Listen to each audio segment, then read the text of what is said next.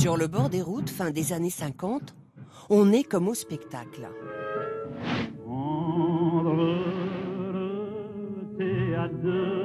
On pique-nique au ras du bitume, nez collé au pot d'échappement, pas du tout gêné par les gaz polluants. La route, c'est la modernité. La route est trop belle ici. C'est plutôt une petite distraction. C'est agréable, quoi. Le français et l'écologie, cela fait deux. À l'époque, sa préoccupation, elle est ailleurs, depuis la fin de la guerre. Sa préoccupation, c'est la reconstruction. C'est aussi que les usines tournent à plein régime et au diable les monstres de fumée qui s'en échappent. Un pays qui découvre des ressources en pétrole, en gaz, en énergie atomique, ce pays-là, c'est la France. Et dans cette France des années 50 en pleine croissance, le chic, c'est de posséder son automobile. Mais voilà. Puis ça sent mauvais partout, vous voulez. Rançon du progrès, l'atmosphère des grandes villes est chaque année un peu plus polluée.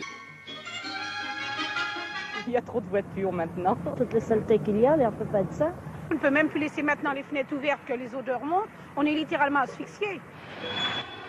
L'alerte a déjà sonné. Nous sommes en 1970, fini l'insouciance. La télé tente de sensibiliser les Français à l'environnement. Elle n'y va pas de main morte. La France se réveille, comme avec une gueule de bois. Elle se découvre tel un immense dépotoir. Des décharges poussent comme des champignons à côté des habitations, ici, à Caen. C'est pas intéressant. Surtout pour les enfants, là, ils sont terribles, les jeunes garçons. Ils vont monter là-haut, on risque d'attraper, tu sais quoi. Et là, à Bourges, on brûle des déchets à l'air libre. Une grosse légume qu'il y aurait là longtemps que ce serait parti, ça. Il y a des rats qui se baladent là-dedans. Ah, ben dites donc, j'en ai un, je ne l'aurais presque rattrapé à la main. Qui viennent de la décharge. Des rats goriot qu'ils appellent, c'est des rats gris. Sur les rivières, ce sont de drôles de mousses qui apparaissent. Des égouts qui se déversent, des usines qui rejettent leurs déchets. Dans les années 70, l'industriel pollueur a si peu de remords qu'il avoue son forfait sans rougir. Le moins qu'on puisse dire, c'est que la rivière est vraiment atrocement sale. Et vous en êtes en partie responsable, malgré tout. En partie, oui. Mais en partie seulement. Que contient cette eau? De l'acide. Des rivières souillées dans l'indifférence générale. Il y a bien à cette époque des inspecteurs des eaux, mais ils prêchent dans le désert. Pour que les gens soient un peu préoccupés, il faut que le poisson meure, je pense, non? Ah bah oui, ça, quand tout sera crevé, on s'en occupera. Ça... Voilà, c'est comme le reste.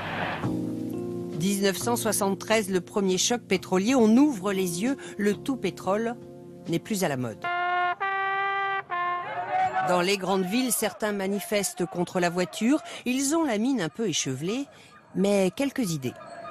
Ce qu'on demande surtout, c'est la régularisation de la circulation dans Paris, la mise à la disposition de vélos communautaires. Des idées que l'on reprendra 30 ans plus tard. En 1974, l'ennemi numéro 1, c'est ça, la bouteille jetable. On imagine alors le retour de la consigne sur le plastique et le verre, mais évidemment, le français rechigne. Avec la consignation, il y a beaucoup plus de travail, alors que le client prend sa bouteille et s'en va que c'est terminé. Moi, je suis pour le verre perdu, parce que je suis une femme qui travaille et j'ai pas le temps. L'idéal, c'est évidemment maintenant l'emballage en plastique que l'on peut jeter. Puis vient le temps de la révolte entre 70 et 1980.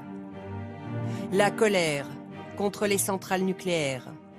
La colère contre les marées noires qui touchent la Bretagne.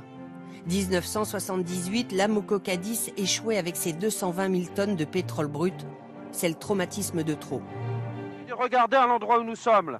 Vous voyez ma main. Si je plonge ma main davantage, il en ressort du pétrole. Je crois qu'il y a 30, 40, 50 centimètres. Je ne sais pas exactement combien il peut y avoir de pétrole ici.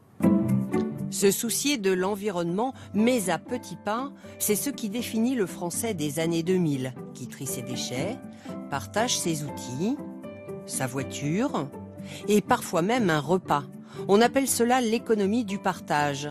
Une mutation sans tambour ni trompette pour lutter contre le gaspillage et peut-être même apprendre à vivre plus modestement.